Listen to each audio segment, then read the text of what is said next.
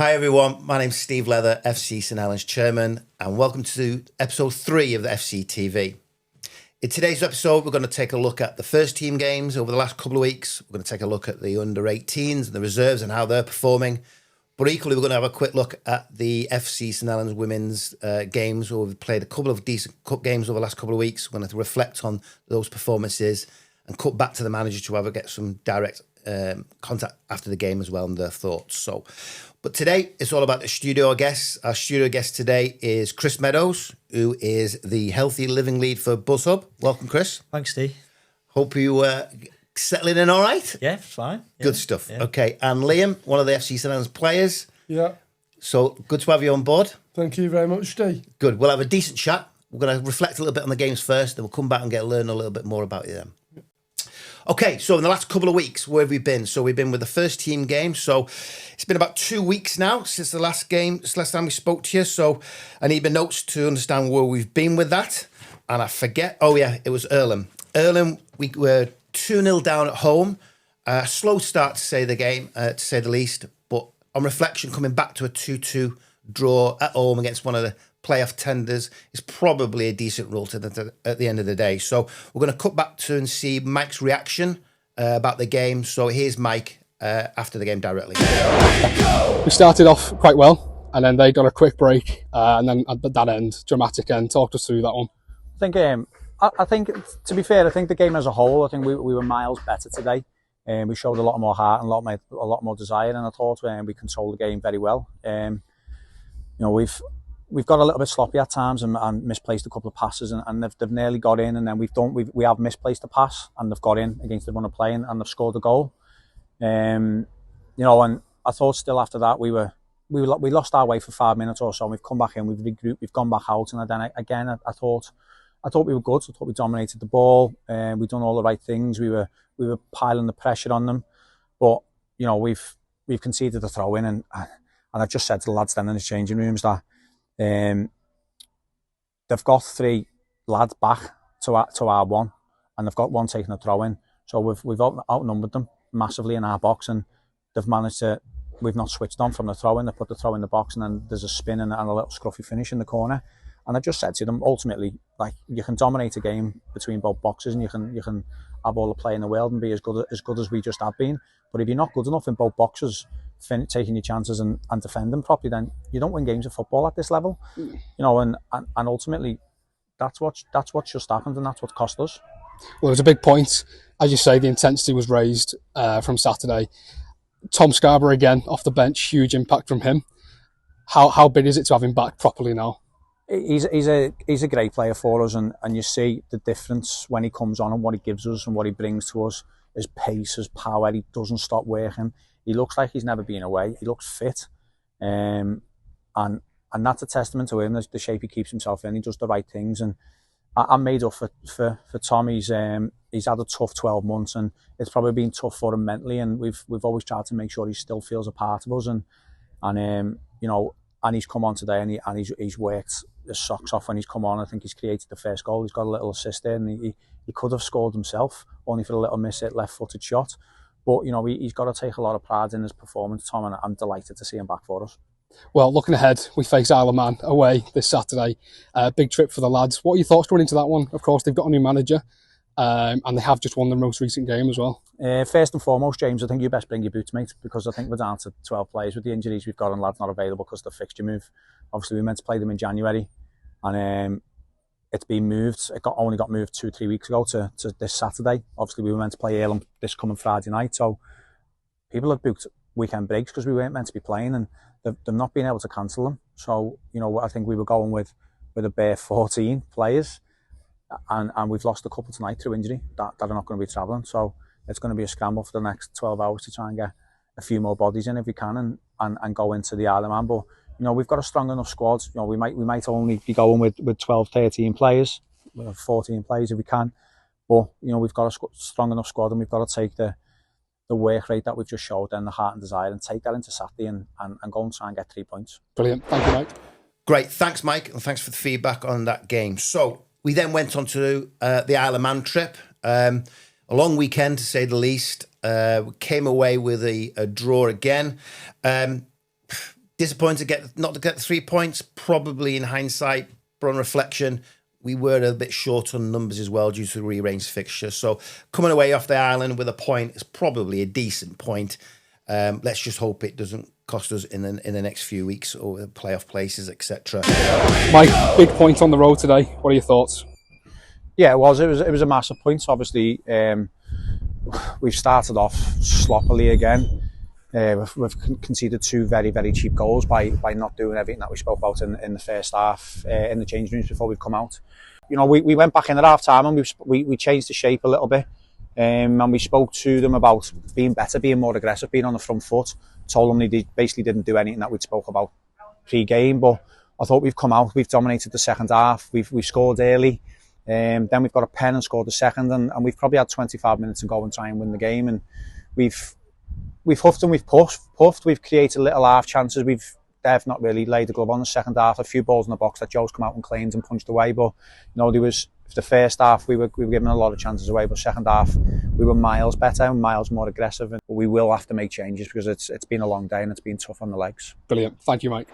We then went on to arguably one of our best performances of the season, away to Wythenshawe. Now, Wythenshawe are going to be up there. They'll be pushing for the title and certainly in the playoff mix as well. But to come away with an impressive 4-1 victory away from home kind of proved the ability that's in the side. And it was an exceptional win. And again, we had a much happier Mike Smith after the game. And here's his after post-match interview, which you can clearly see he's a lot happy about. Mike, fantastic win tonight. Massive result. Talk us through that one. It was a huge result for us. We've needed it. We've not been at the races for the last few games, and you know we've adopted a bit of a different plan tonight when we've come here, particularly after the weekend. That Isle of Man trip's a long weekend, and we were all out probably a little bit too late. So, and while we're still on bare bones, we asked the lads to do something completely different to what we've asked, and we've done it. I thought we've played it. We've had a great plan. We've nicked a goal when we were under the cosh a little bit, and that was the idea. We've done well with it, and then we knew towards the end of the first half that they were getting frustrated, and you know Joe's made an absolutely outstanding save, by the way. I think that was, I don't know whether it was at 0-0 or it was 1-0, but unbelievable save, absolutely unbelievable save. We had to be switched on tonight from the off. We had to be on it. We were, and I think we've got a very, very good result there. How proud are you of these new lads that have come in? So obviously, like we touched on last week, injuries came into the squad. And these lads have come in and put on a display like that. Yeah. We've felt that we've needed a little bit more competition in the right back area. And Codger's someone that I've coached before and know him. He's been successful with Lower Breck, and when I seen that he was available, it was a no-brainer to try and get him. Jen's been great for us, but I think it's probably the only area of the pitch where we haven't got competition. I think everywhere else we've got 2 players that can play the position. So, you know, Jen's going to have to come out now and again and rest his legs. And Codger's, I thought he was absolutely terrific tonight. He was talking, he won headers, he won tackles, he was brilliant with the ball. Obviously, Tom Scarborough's first start in just shy of 12 months now. He's put a superb shift in. By the way, he's put a superb shift in, and he's still got to get his sharpness back. So, you know, he's a couple of loose touches and he knows, then he comes off and beats himself up a little bit, but he's got to realise it's been 12 months and it's only his 3rd game. So that'll come back, and Toby Humphries, again, he come off the bench the other day, few lovely touches on the ball, tried to create a bit, and then tonight he's come on. And after they've scored, we were under a little bit of pressure, and you could see we got a little bit nervous. He's picked the ball up, just over 20 yards out, and what a strike. What a strike. Top bin, what a strike. Well done. Thank you, Mike. Thank you. Okay, and finally it was Stockport Town on Saturday. Bizarrely enough, we're at the end of October, and this was our first league game at home on a Saturday. Kind of worked okay in the first 20 minutes, half an hour. Stockport had a lad sent off. You think being at home against 10 men, the advantage was with us, but it was Stockport that actually took the lead in the end. And we've managed to come away with a 1-1 draw with a penalty kick from Harry Scarborough. So it's kind of saved our blushes a little bit. Again, disappointed. And again, and in contrast, I'm going to come back to Mike. And again, roller coaster of emotions. Not quite as happy on this one, but here's Mike. Mike, the points you shared here today, what are your thoughts? Poor, really. We never got going. No, we spoke before the game about how well we've done on Tuesday night, out of possession and having a good structure. And I think we've spoke about the same thing today. and we've not done it. We looked like we were the team with 10 men, and they had the 11. The goal is abysmal, to be honest. It's a straight ball through the middle. We've got to defend it better. We've got to be stronger. We've got to anticipate running and knowing that they've got a very, very good forward. Who we spoke about before the game about how powerful he is, and you've got to make sure that you switched onto it. We've not done it. If I'm in their dressing room, I'll be honest. I'm disappointed with the point. Looking ahead, Charlotte Richard on Tuesday, another game on the road. What are your thoughts going into that one? We're away from home, aren't we? I think we're turning up when we're away from home, and we're doing well. It's our own form, which is a bit of a concern at the minute. But we're low on numbers, aren't we? We've lost another 2 today, with Liam Cuthbert coming off, and then Murph was on for 10 minutes and he's rolled his ankle and he's off. So we're low on numbers. Obviously Barker's back in the squad today. We're without a few, and we need to try and get a couple of bodies in if we can. But it's going to be a tough game away from home. China are a good side. They'll fancy themselves, but at the same time, I expect us to turn up and react again and to give more. And we've got to be going there on Tuesday night, and we've got to be getting 3 points after that today. Brilliant. Thank you, Mike. Okay, and on to the women's side. Women's have had an exceptional good couple of weeks. A couple of weeks ago, at home in the County Cup, demolishing Southport women 8-0 in the County Cup. An exceptional result there. Despite them making lots of changes to the side in preparation for the FA Cup a few days later, the women came out comfortable winners against Southport at home. So amazing result, that one. And then we're going into the big one, which was the FA Cup. A lot of expectations was probably heavily sat on Leeds United's shoulders, and rightfully so, being 2 divisions higher. But the girls came along, took the game by the scruff of the neck, and to be honest, did all right in the first half or so, and were there or thereabouts. And then early in the second half, we managed to scrape took a really decent equaliser. That kind of put the skirt of the pigeons a little bit at Leeds. And for those who are listening to the radio commentary or the live commentary, kind of the commentary was a little bit biased, to say the least. I get that with Leeds United TV. But, there's a slight element there. I thought, well, we realised we had a couple of divisions below. But the girls did exceptionally well. And I think if we're brutally honest, and I think Rosie and the girls were brutally honest, the fitness levels came into a little bit more. They're probably training a little bit more. So they came away, and the result didn't really flatter them, really. It was a 5-1 victory for Leeds in the end. But I'm sure 3 of them came in the last 5 minutes or so. So whilst it was a disappointing day, and the score kind of reflects it was a more disappointing day, the girls certainly held their heads high, because it was an exceptional performance, and get to the first round proper of the FA Cup is an achievement in itself. So well done to the women. Fantastic. Well done. You did your club proud. We just go again next season, and you've got all to play for in the FA Cup. The League and the County Cup. So well done there. Quickly, just to recap on the Resis, cannot leave without discussing the Resis.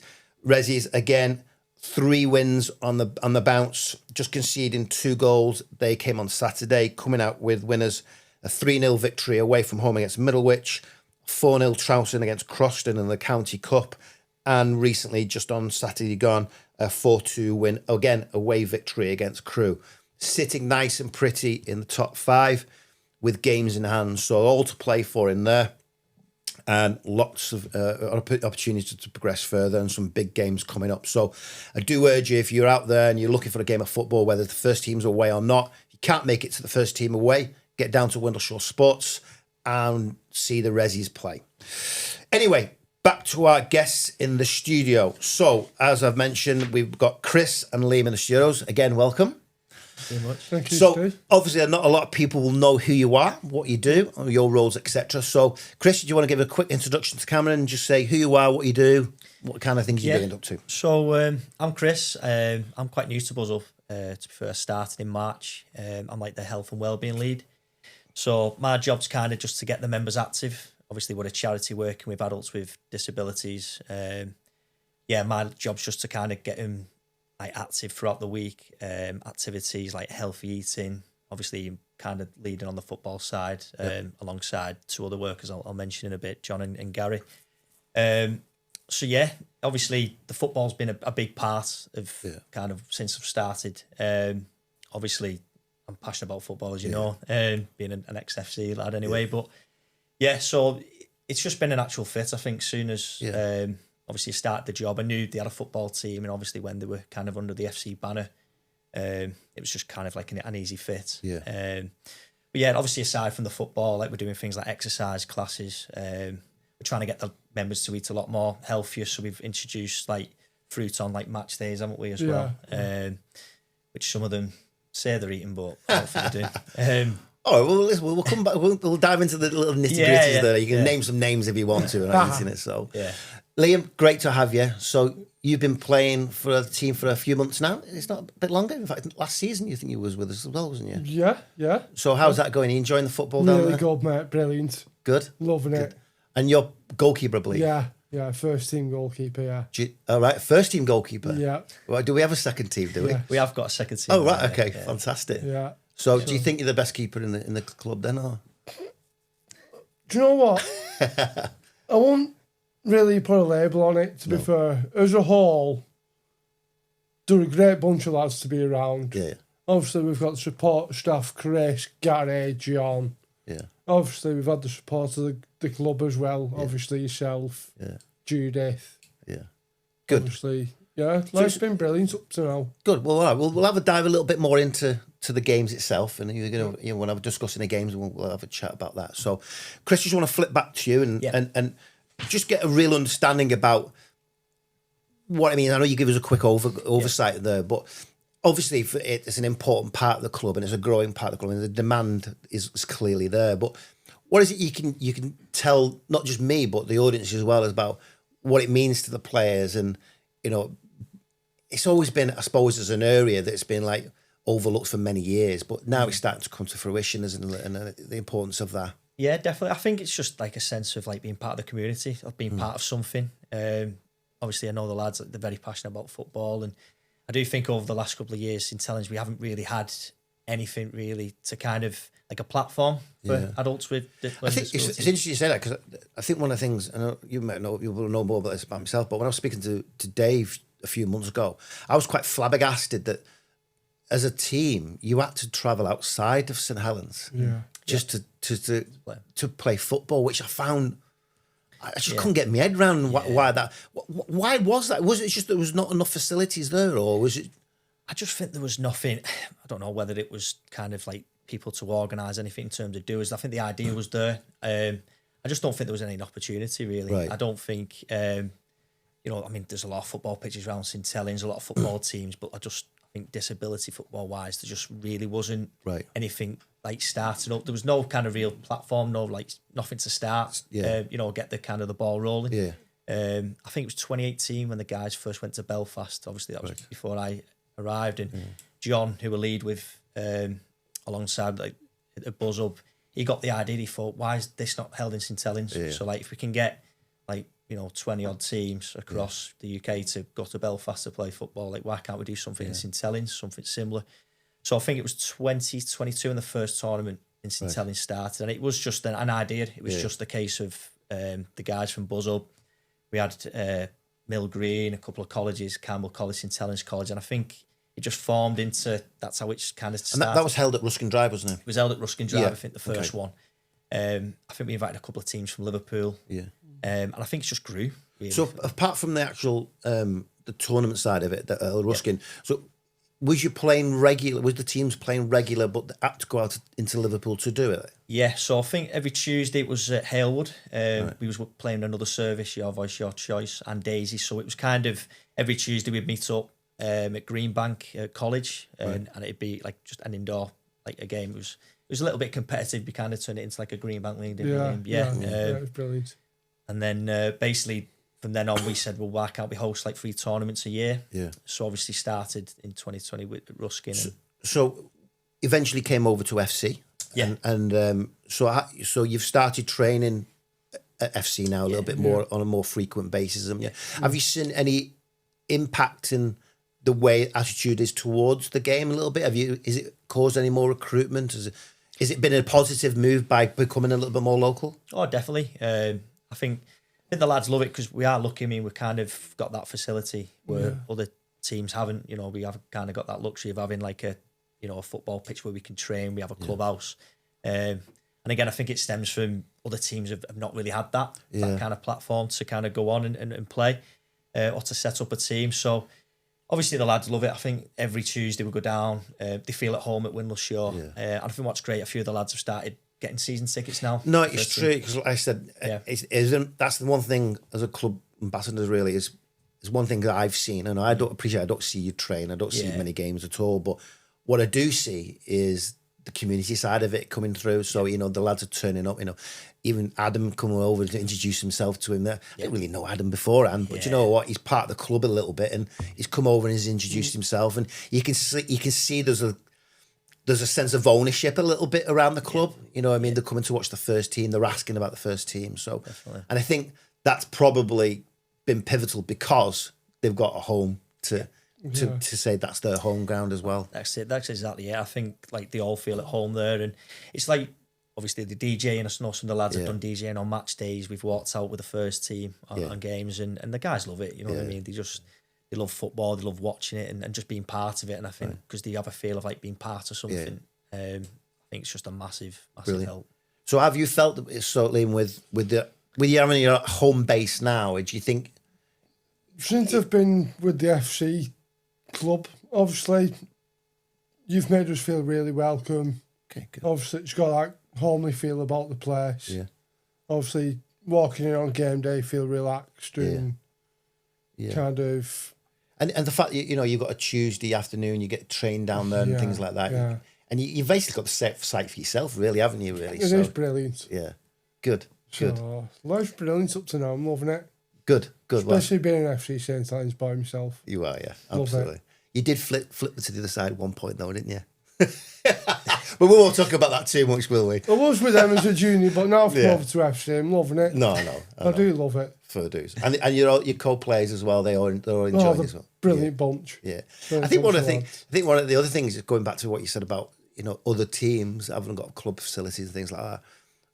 One thing that struck me, and it was like, I think it was something Mark Hayes had said to me, was players were coming to you who were not part of your brand, but because you had simple things, you had a kit and you had a clubhouse and stuff like that. So I think it was that badge, the club badge, that kind of like directed them towards us. Right. So is that back end of last year, we played in the Power League in Liverpool. Yeah.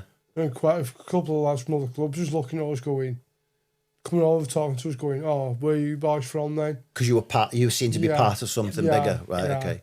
It's amazing that, because you'd think the other organisations, did they not really have any links with football clubs? Well, I think Your Voice, Your Choice have links with Halewood. Right.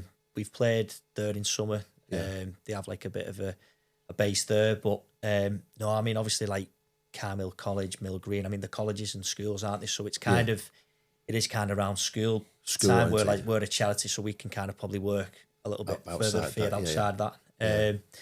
But yeah, I mean, there's teams from Wigan, Liverpool. I mean, we found with the Power Leagues, that was like a bit of an eye-opener for us, because it was kind of our first competitive kind of league game we played under FC. And like Liam said, we went there and like we was kind of the only team with a kit. Yeah.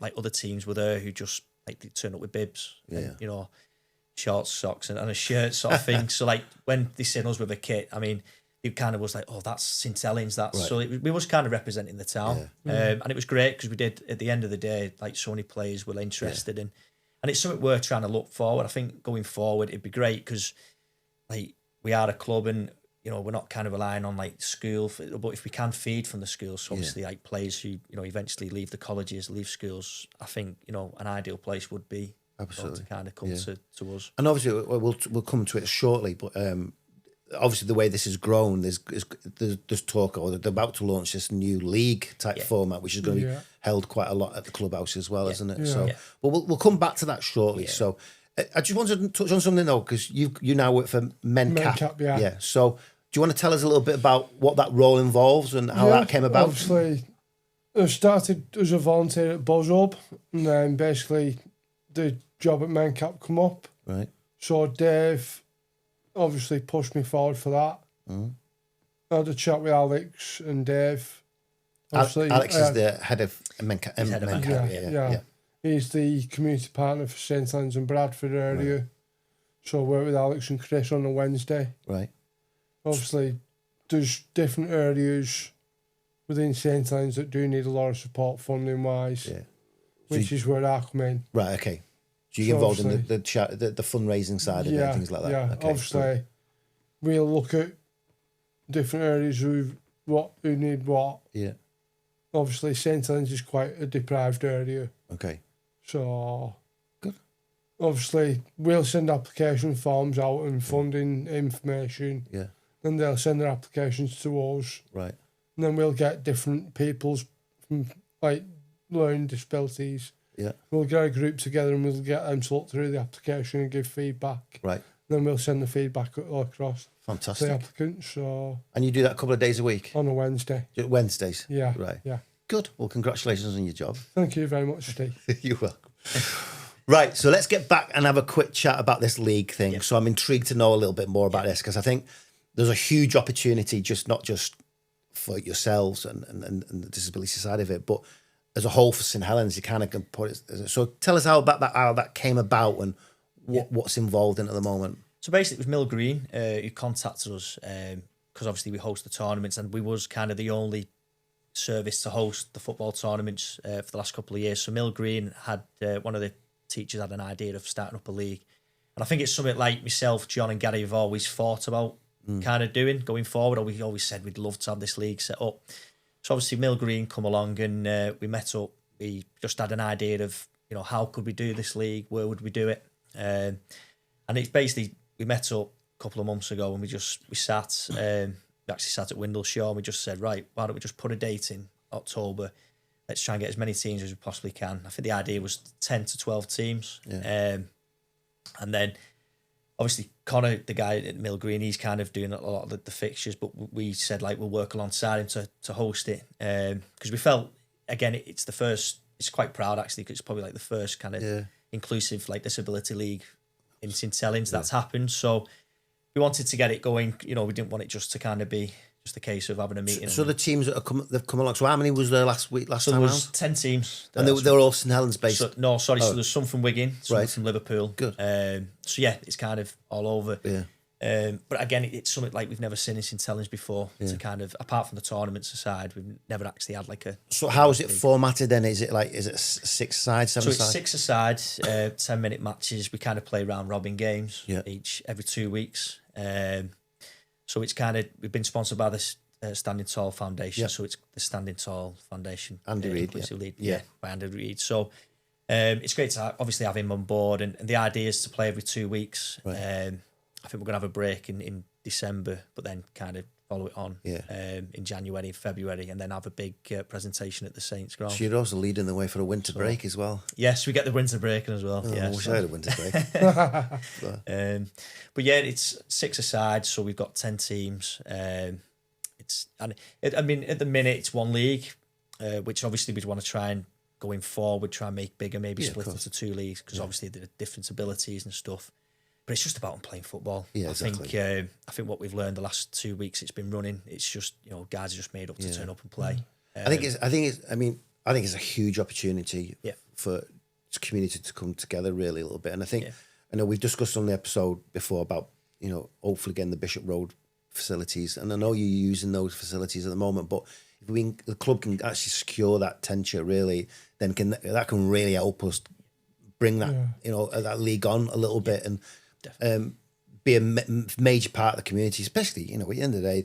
It's not exactly we're interfering with any other grounds, because it's between 10 o'clock on a Tuesday afternoon morning and up to 2 o'clock in the afternoon. So it shouldn't really have any real impact on the rest of the leagues and the pitches there. So I think it's a massive opportunity, and I'm really looking forward to seeing how that develops. Really, yeah, definitely. I think we're excited, and it's going to be massive, isn't it? Yeah, it is. It's huge, and like I say, we've said to the lads, it's a privilege to turn up and play football every Tuesday, every other Tuesday, and like I say, it's great because it's mixed as well. So it's not just lads. The ladies are getting involved as well, and yeah, I think it's just been a breath of fresh air for the town. I think and like you say, I think it's proud that like we hosted the first one as well. I think it's like a little bit of history as well. For us as a charity and for FC as well. So I think it's important as well to let everyone know at home is Buzz Hub's not just about playing football, because you do so much outside of football as well. I mean, I mean, most of the merchandise you see, you know, our woolly hats, our scarves, it's all produced by, you know, you guys down there as well. So, and some of the characters I've met there, it's just been unbelievable. You know, the coffee mugs and all that kind of thing. It's all produced by you guys. So, I think what you brought to the club is just unbelievable. You know, and I'm kind of really proud of the fact you've embraced it and we've embraced you a little bit. Family, it is that absolutely. family feeling link as well. So, And as a player, for you to say that means a lot towards, particularly me, you know, and that means a lot towards. So I think, so yeah, I mean, it's important for everyone to know that it's not just about football. You know, you guys use it for on a Friday afternoon for social events. Yeah. You got the band on there and things like that. Yeah. Discos on a Wednesdays, you know. How can we forget the disco? What was Tigger's name? What you call Jamie. Yeah. Nicknamed Tigger because he never stops bouncing. He never stops bouncing on a Wednesday night. Yeah, I've seen that one. Even on Thursday at Queen's, mate, you'll see him bouncing from place to place. It's just pure non-stop. Then don't worry, gets energy for. Should have seen him in Belfast. It was just. Oh, brilliant. Oh, it's hilarious. No, I love it. Him and the likes of Joe, Lordy. Yeah. Oh. Yeah. I think that's great as well. We've got a lot of characters in the team, all different personalities, but we just gel. We get on so well, and you know, I think that's where we build the team. It's not on the pitch; it's off the pitch. You know what I mean? Yeah, So, like we go out for a lot of days out as well, as a charity as well. We do a lot of trips out, and so it's no, it's great. No, listen, it's been fascinating because I know I'm probably sometimes guilty of not really asking enough questions, really, because when you see me, let's face it, I'm running around like a blue ass fly most of the time. So, you know, it'd be great. It's great to sit down and just learn a little bit more. And I've probably learned more in the last 10, 15 minutes than I have done all season. So, brilliant. Just keep it going. You know, I think the club, you know, are well behind you, and we're looking forward to the next Belfast trip. It's coming up soon again. Next year. I think it's next June. Yeah. So, you know, you never know. You might have a new kit by then and things like that. So. Yeah. I'll keep asking you, Steve. I'll keep thinking. Don't worry, the kit's coming along. Belfast tournament this year, we played, I think, was it the first or second highest ranked in Ireland? Right. Yes, we beat Glentoran, didn't we? Yeah, that's right. I did hear about that, yeah. They wasn't very happy though.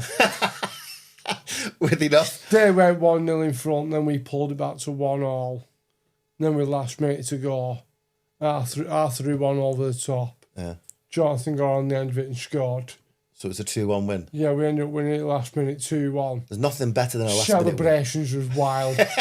Everyone's running in off touchline, diving on each other. Yeah. Was it mad, was it? Yeah, I'm surprised we've not been allowed back in Belfast.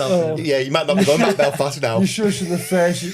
You should have seen the look on the coach's face. Fantastic. Mate, they just literally fell to the floor then, lot. We was all there diving on each other laughing. You shouldn't be getting too much. They might be watching this, and the next year they'll have you. That's it. You better be careful. But to be fair, the social side of it on the night was brilliant, though. Good. Everyone mixing together. Good. Great. Everyone banter, singing, disco. Yeah. Everyone dancing around, having a laugh together. Good. So Brilliant. Brilliant. Yeah. Brilliant. All right. Well, great. Thanks for coming in, gents. We'll have Thank you on you very again. much. You can Thank you. keep us posted, and we'll Max may even get Tigger on. You never know. We'll never know. Right, everyone. So just to recap on the next few weeks. First team tomorrow is a away game to Charnock Richard. Appreciate this. You're going to be seeing this after the game's finished. So again, on Saturday we're away. I forget who we're playing. And then we've got Padiham a week on Saturday. Huge game because they're top of the league, one of the title favourites. So please get along down to Padiham a week on Saturday. That's going to be a top game. Women home this weekend. Just keep an eye on the fixtures. It's all on there on the website. Just keep an eye on the fixtures. Support your teams, whether it's the men's first team, Resis. Get down for the disability side on Tuesday afternoons. You have a loose end. Get down there and support the lads down there as well. So that's it from me. So if there's anything else you guys want to learn or to see on the show, drop us a DM. That's how popular I am saying DMs. So drop me a message, drop us an email. If you want to be on the show, just drop us a line. Let's get some supporters in, etc. Next time we're going to try and get some of the junior teams in, junior coaches teams in. We're bringing in not Liam. We're bringing in James Ryan from the media team. They're going to come to us and talk to us about how they're developing the scenes from the club behind the scenes and what they want to do and learn from the studios we've got from here. So there's lots of opportunities to get involved to make the show a lasting show. So please show your support. And in the meantime, we'll see you next time on episode 4. Thanks for tuning in, and say goodbye to everyone. Bye. See you later, Cheers, everyone. Ben. Thank you. 2014